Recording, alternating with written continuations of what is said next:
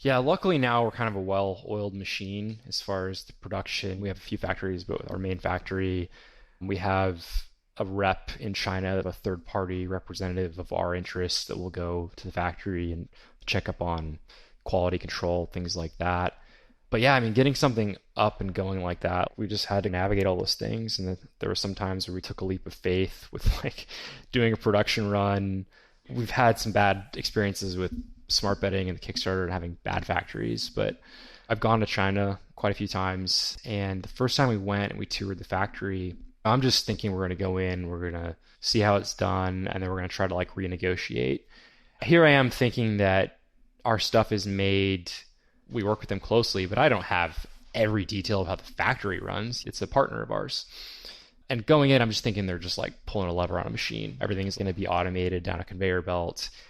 And I was really shocked to see how much is still done by hand, even at like a big scale. I mean, we're ordering, we do hundreds of thousands. It's still, yes, there's a machine that stamps out a peel case. After that, it's a lot of manual stuff. So, I mean, to give you a quick overview, it comes off the machine and it's two pieces coming together and there's a seam.